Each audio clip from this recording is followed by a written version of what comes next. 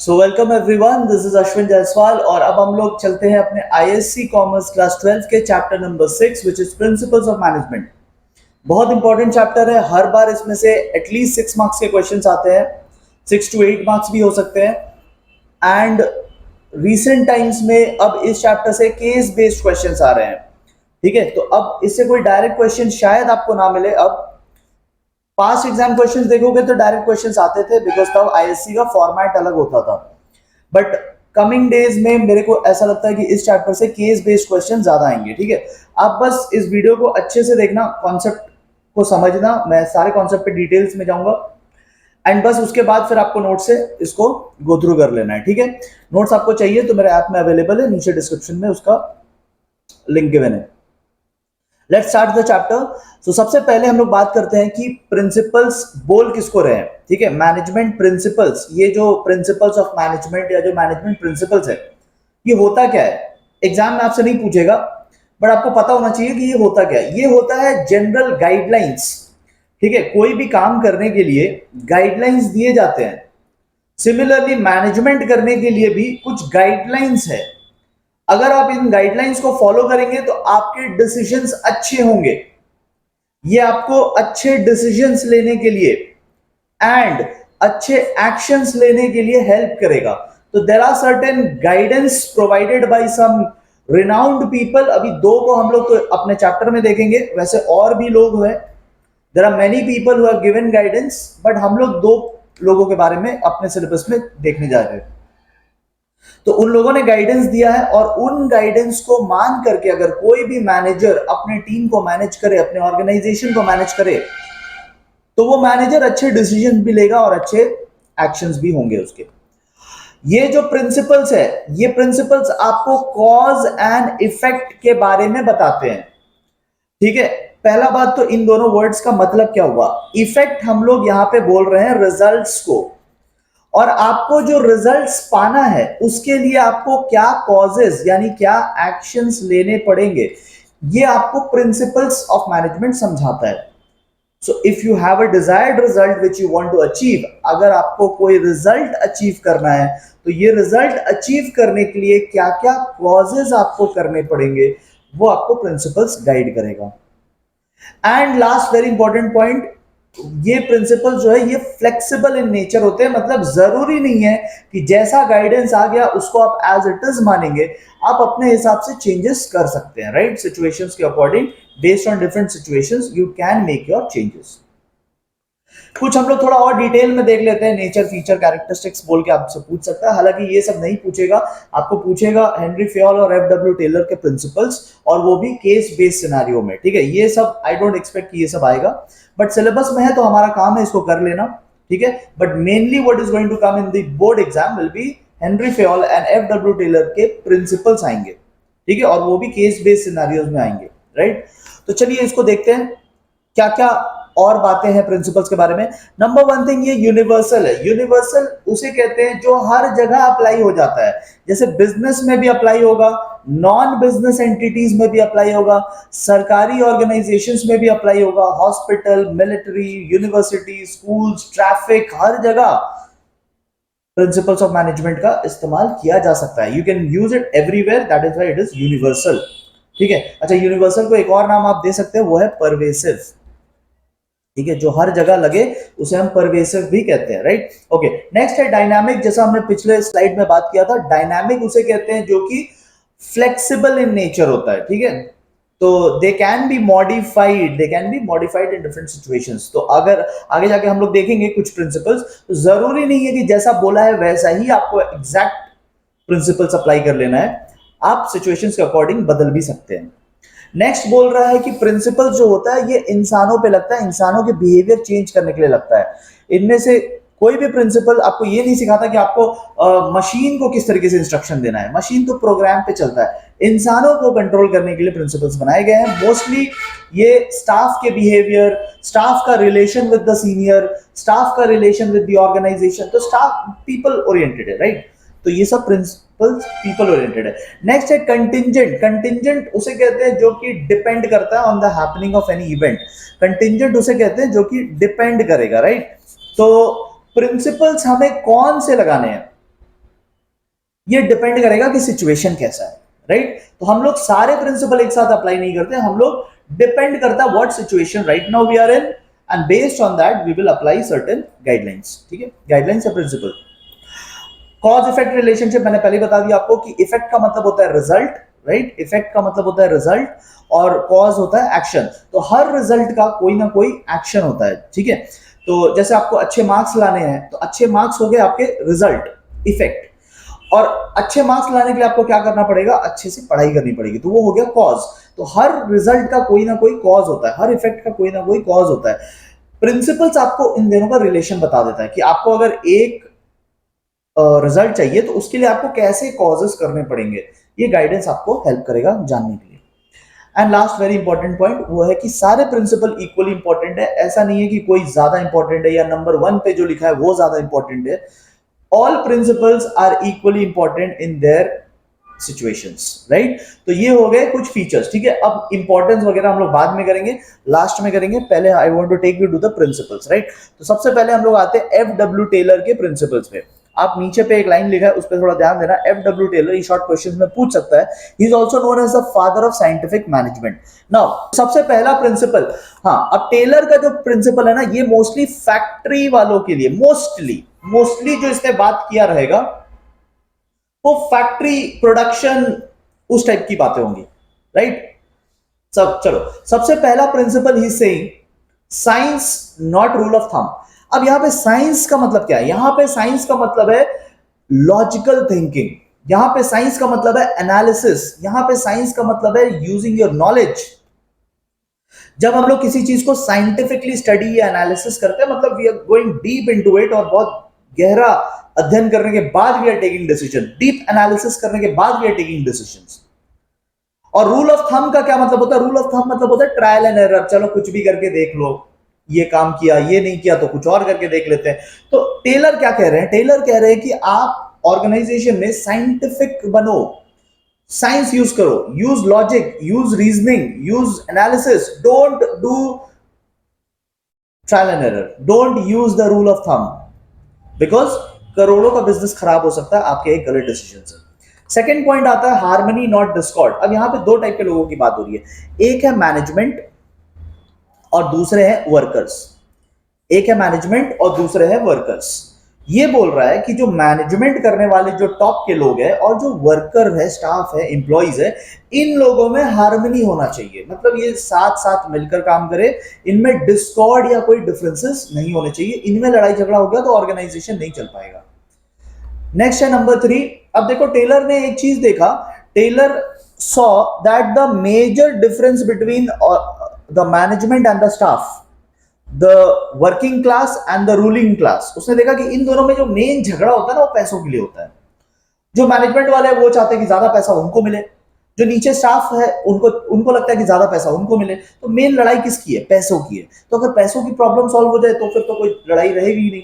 तो इसीलिए he suggesting point number 3 and he saying कि आप ना ज्यादा आउटपुट बनाओ, रिस्ट्रिक्टेड नहीं, मैक्सिमम आउटपुट बनाओ, मेक मैक्सिमम आउटपुट। ज्यादा प्रोडक्शन करेंगे तो ज्यादा बेचेंगे, ज्यादा बेचेंगे तो ज्यादा कमाएंगे, और ज्यादा कमाएंगे तो पैसों की प्रॉब्लम नहीं रहेगी। तो फिर ये जो लड़ाई झगड़ा होता है, ठीक है, कैट एंड माउस वाला, ये बंद हो जाएगा, राइट। तो ही सजेस्टिंग कि पैसों की प्रॉब्लम को ही खत्म करते हैं, ज्यादा बनाते हैं, ज्यादा बड़े लेवल पे बिजनेस करो। छोटा बिजनेस करोगे तो ये छोटे छोटे लड़ाई झगड़े ही चलते रहेंगे, बड़े बिजनेस करोगे तो ये सब छोटी मोटी बातें खत्म हो जाएगी।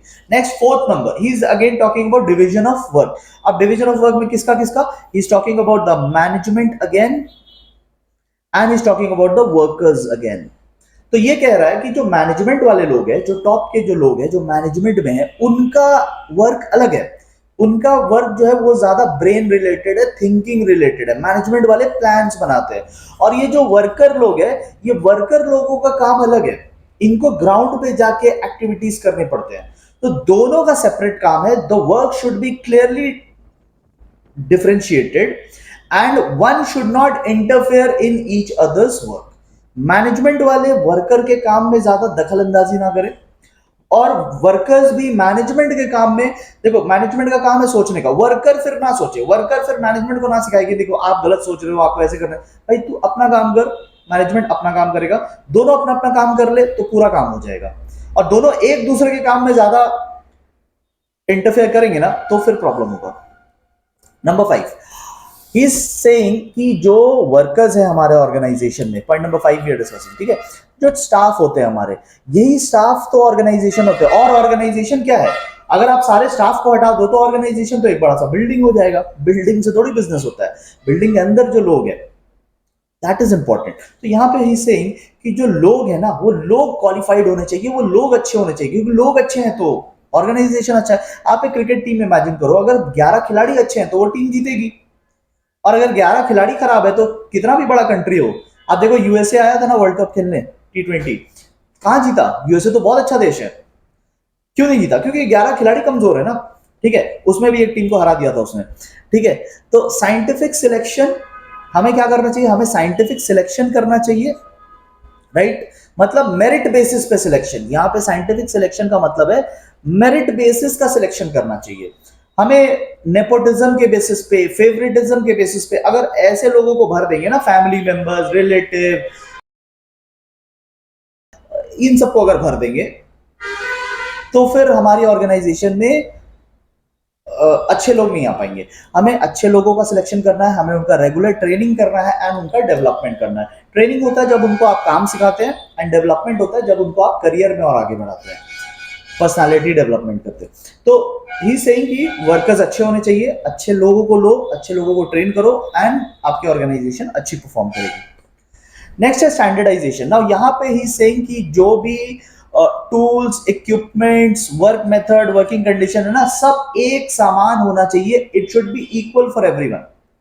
आप जैसे डोमिनोज का एग्जांपल लो, आप कोई भी शहर में रहते हैं, आपको डोमिनोज में स्टैंडर्डाइजेशन दिखेगा। उनका जो डिलीवरी का सिस्टम है, उनका जो पेमेंट कलेक्शन का सिस्टम है, उनका जो पिज्जा बनाने का जो मैकेनिज्म है, उनकी जो सेटअप होती है, उनके जो बाइक वाले होते हैं डिलीवरी करने वाले, एवरीथिंग लुक सेम। आप किसी भी शहर में जाइए, आपको एक जैसा ही दिखेगा। दिस इज स्टैंडर्डाइजेशन, ठीक है। तो बड़े कंपनीज इसको फॉलो करते हैं। एंड लास्ट पॉइंट आता है मेंटल रेवोल्यूशन। मेंटल रेवोल्यूशन मतलब होता है माइंड सेट में चेंज लाना है। Again he is talking about management and workers. तो जो एम्प्लॉयर्स है, एम्प्लॉयर्स मतलब जिन लोगों ने जॉब दिया है, राइट, मैनेजमेंट की बात हो रही है, तो वो वर्कर्स को कैसे ट्रीट करेंगे? As partners in the industry. वो वर्कर्स को अपने पार्टनर की तरह ट्रीट करे। और जो वर्कर है यानी एम्प्लॉइज, एम्प्लॉइज कैसे ट्रीट करेंगे अपने जॉब गिवर्स को, अपने एम्प्लॉयर्स को कैसे ट्रीट करेंगे? As father figure and well wisher. मतलब अगर कभी कभार कुछ डांट लगा दिया तो गुस्सा नहीं हो जाना, ऐसा समझना जैसे पेरेंट्स हमें डांट लगाते हैं तो हम लोग क्या करते हैं, थोड़ी ना हम लोग मतलब छोड़ के कहीं और चले जाएंगे। वो ठीक है, फादर फिगर है, गाइडेंस दे रहा है, कभी थोड़ा डांट लगा दिया तो दैट्स फाइन, ठीक है। हमें उन्हें अपना वेल विशर मान के चलना चाहिए और रेस्पेक्ट के साथ उनको देखना चाहिए। और जो ऊपर वाले लोग हैं एम्प्लॉयज, उन्हें वर्कर्स को अपने पार्टनर्स की तरह ट्रीट करना चाहिए। तो दीज आर द 7 प्रिंसिपल्स। आई थिंक आपको वीडियो यहाँ पे पॉज करके एक बार अपने से पढ़ लेना चाहिए। This no use of completing the video and then बाद में पढ़ेंगे, वो वाला वो बिहेवियर आपको ज्यादा आगे लेके नहीं जाएगा। सो मेक श्योर कि आप एक बार वीडियो को पॉज कर लो, ठीक है, एंड इतने पार्ट को कंप्लीट कर लो, तो फिर आपका साथ साथ में कंप्लीट होता चलेगा, ठीक है। चलिए, ओके, अब हम लोग टेलर के प्रिंसिपल के बाद हेनरी फ्योल के प्रिंसिपल्स पे चलते हैं। Now there are 14 principles and 14 के 14 इंपॉर्टेंट है। Now this is what I am saying. ये केस स्टडी फॉर्मेट में आपसे पूछेगा, ठीक है। केस स्टडी अगर आपको करना है तो आप मेरे ऐप में वो कर सकते हैं, एक पूरा सेक्शन बनाया हुआ है and I am currently updating it. तो केस स्टडीज किस तरीके से पूछे जाएंगे, बिकॉज पूछा तो केस स्टडी ही जाएगा इस चैप्टर से, राइट। ये सब पोर्शन से डायरेक्ट क्वेश्चन बहुत लीस्ट एक्सपेक्टेड है। देखो आने का तो कुछ भी आ सकता है, बट आई एम एक्सपेक्टिंग कि यहाँ से केस स्टडी ही देंगे, ठीक है। तो चलिए एक एक करके ऑल 14 प्रिंसिपल्स को समझते हैं, ठीक है। आप ब्रेक ले लेके कीजिएगा, 3-4 प्रिंसिपल्स के बाद आप ब्रेक ले लेना, एक बार खुद से पढ़ लेना। मेरे नोट्स में थोड़ा सा एक्स्ट्रा पोर्शन भी दिया हुआ है, ठीक है, जो मुझे लगता है एग्जाम के लिए इंपॉर्टेंट है। वो ये है कि अगर वायलेशन होता है तो क्या करेंगे, ठीक है। लाइक ये प्रिंसिपल अगर नहीं फॉलो किया गया तो क्या नुकसान होगा। तो I have added that portion also, ठीक है, फॉर ऑल 14 प्रिंसिपल्स। आपके बुक में ऑल 14 के लिए नहीं दिया है, आपके बुक में जहां तक मेरे को याद है 3-4 प्रिंसिपल्स में दिया है, रिमेनिंग में दे हैव नॉट गिवन, ठीक है। I have added for all the principles, तो वो आपको मेरे नोट से करना है, ठीक है। वायलेशन, वायलेशन मतलब अगर ये प्रिंसिपल नहीं फॉलो होता है, वायलेट हो जाता है, तो व्हाट आर द डिसएडवांटेजेस, तो वो 2-3 करके मैंने हर पॉइंट में गिवन है। आप अगर समझ गए ये तो आप वो भी समझ जाओगे, ठीक है। तो मेन चीज है जो मैं अभी समझाने जा रहा हूं, पूरा फोकस के साथ सुनना। Next 15 minutes is going to be very important, 15 to 20 minutes, ठीक है। मैं 14 प्रिंसिपल समझा रहा हूं, ध्यान से समझो। Number one thing, division of work. अच्छा, डिवीजन ऑफ वर्क एक यहां पे भी था, पॉइंट नंबर 4 अगर आप देखोगे तो डिवीजन ऑफ वर्क एक यहां पे भी था, बट इसका डिवीजन ऑफ वर्क और फ्योल का डिवीजन ऑफ वर्क दोनों अलग अलग है। टेलर का डिवीजन ऑफ वर्क था कि मैनेजमेंट का अलग काम है, वर्कर्स का अलग काम है, दोनों को डिवाइड कर लेना चाहिए अपना काम और अपने काम से काम रखना चाहिए। That was Taylor, that was what Taylor was saying, ठीक है। फ्योल क्या बोल रहा है? फ्योल बोल रहा है कि जो वर्क है, मतलब total work of the organisation, that should be divided amongst the worker. तो ये खाली वर्कर लोगों में बोल रहा है कि काम बांटो, सबको एक ही काम, मतलब one person can not do everything. तो there should be division of work, and division जो होना चाहिए वो स्पेशलाइजेशन के हिसाब से होना चाहिए।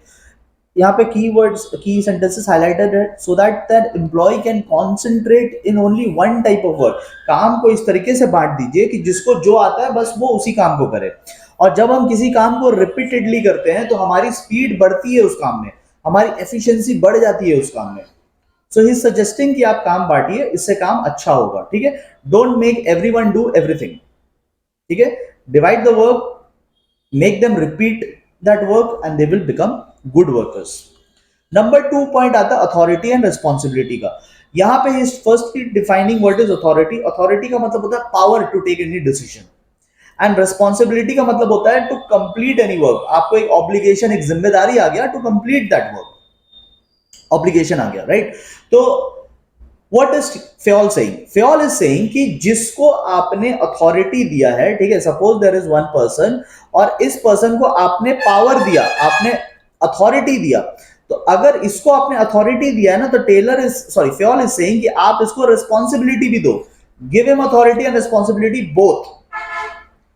सिर्फ पावर दोगे तो पावर का मिसयूज करेगा, सिर्फ रिस्पॉन्सिबिलिटी दोगे विदाउट पावर वो करेगा कैसे काम? तो आप दोनों का बैलेंस बना के आप उसको दीजिए। तो ही सजेस्टिंग कि आप जिसको भी काम दे रहे हैं, जिसको भी रिस्पॉन्सिबिलिटी दे रहे हैं, make sure you give good amount of authority also to complete that work, right? So these are the first two principles. Next आता है discipline.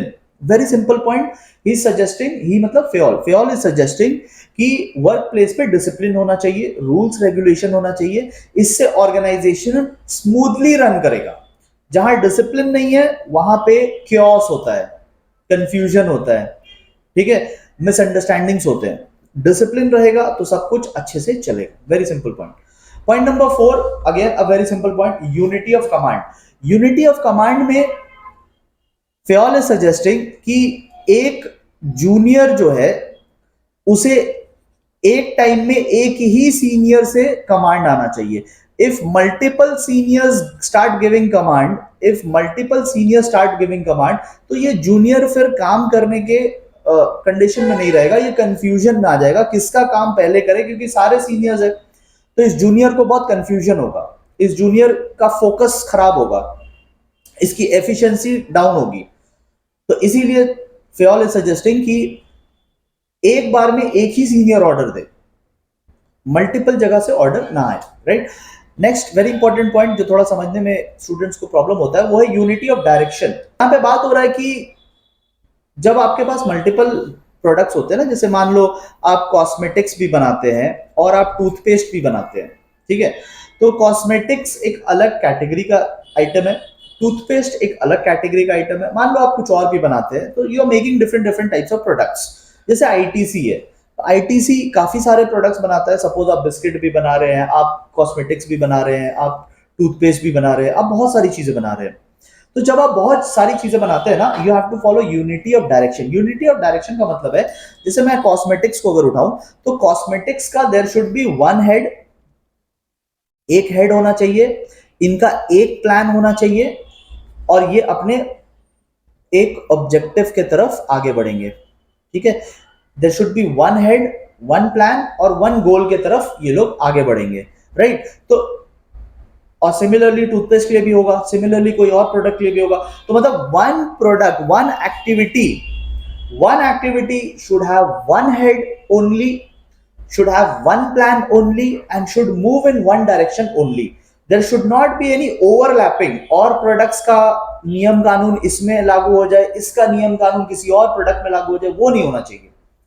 Each division, each activity should be separate with a separate head, with a separate plan, and move in a separate direction. So that is unity of direction. Next आता subordination of what? Individual interest to general interest. Fayol बहुत अच्छा बात बोल रहे हैं यहाँ पे. He is saying कि देखो everyone has some individual interest. जब आप किसी ऑर्गेनाइजेशन में होते हैं, आपको भी प्रमोशन चाहिए, आपको भी सैलरी में इंक्रीमेंट चाहिए, आपको भी अच्छी अच्छी रेपुटेशन चाहिए. बट ही इज सजेस्टिंग कि आप अपना इंडिविजुअल इंटरेस्ट, अपना जो आपने गोल बना रखा ना, उसको आप पीछे रखो, सबॉर्डिनेट करो. सबॉर्डिनेट मतलब नीचे रखो, एंड जनरल इंटरेस्ट को ऊपर रखिए. ठीक है, आप जनरल इंटरेस्ट जो सबके लिए, जिसमें भलाई है ना, आप वो काम करो. जिसमें आपका भलाई है, only you are benefiting, others are not benefiting, ऐसे काम को आप सबऑर्डिनेट कर दीजिए. मतलब in short he saying selfish नहीं बनना, सेल्फिश नहीं बनना. That is what he is suggesting. Next comes remuneration. Remuneration मतलब जो काम करने पे हमें मिलता है. ठीक है,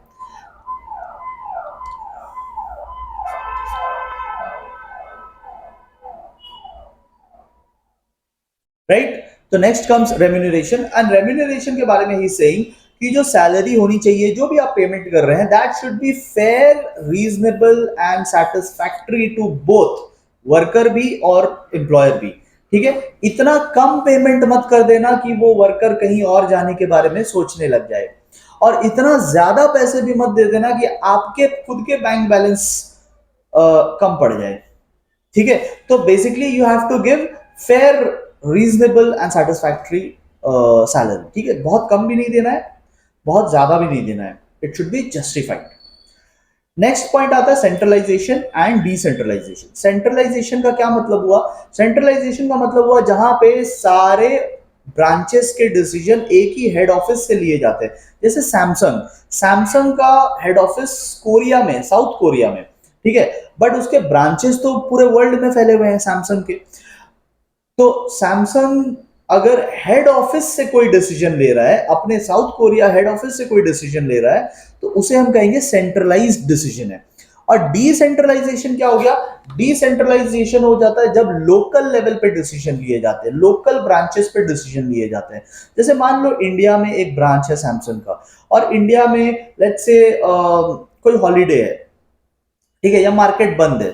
ठीक है, तो अब शॉप को उन्होंने बंद रखा, सैमसंग का एक स्टोर है, उस सैमसंग के स्टोर को उस दिन बंद रखा गया है बिकॉज मार्केट उस दिन क्लोज रहता है.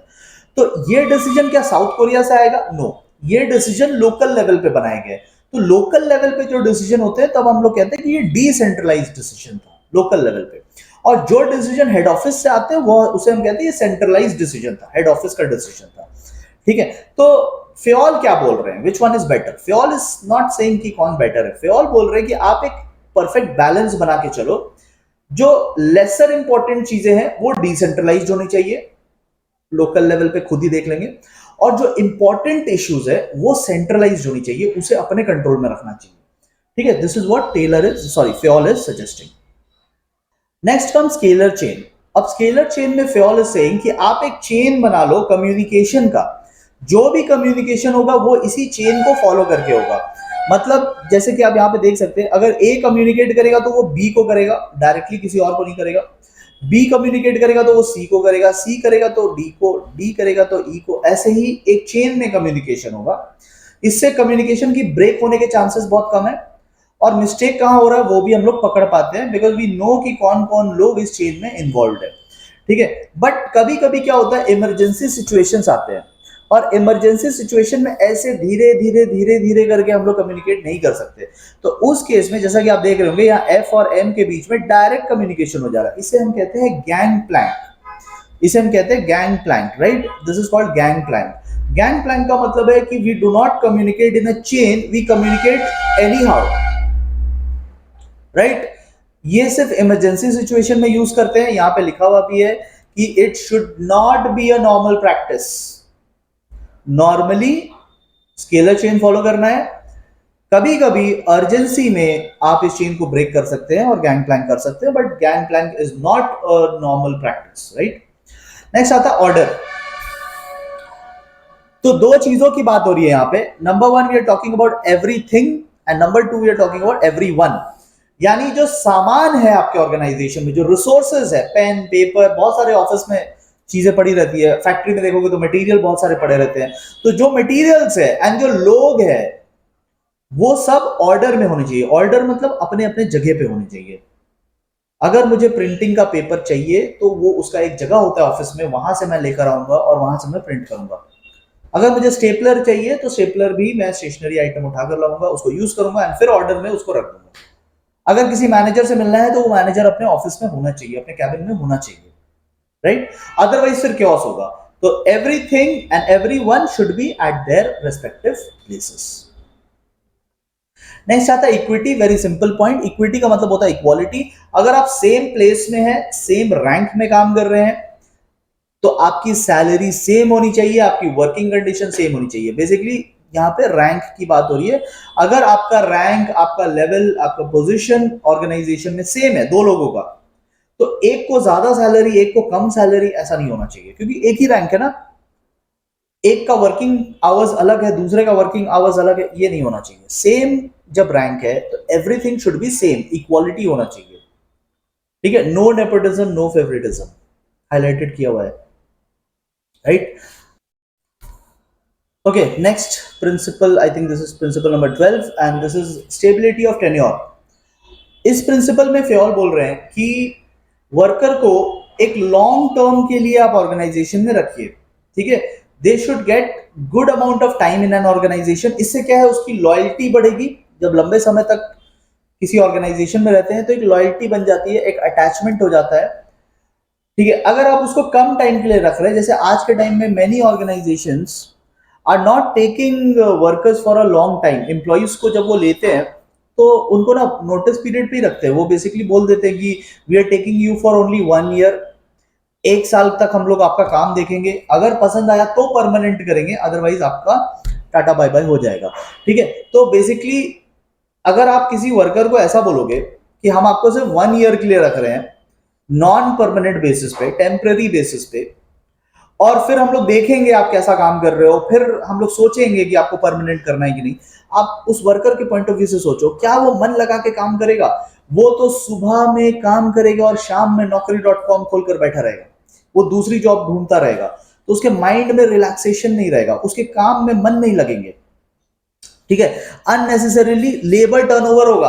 लेबर टर्नओवर होता है जब एक छोड़कर जाता है, दूसरा आता है, फिर दूसरी की ट्रेनिंग चलती है, फिर वो छोड़ के चला गया, फिर तीसरा आया, तीसरे की ट्रेनिंग, इसे कहते हैं लेबर टर्नओवर। एक छोड़ के जा रहा है, दूसरा आ रहा है, दिस इज कॉल्ड टर्नओवर।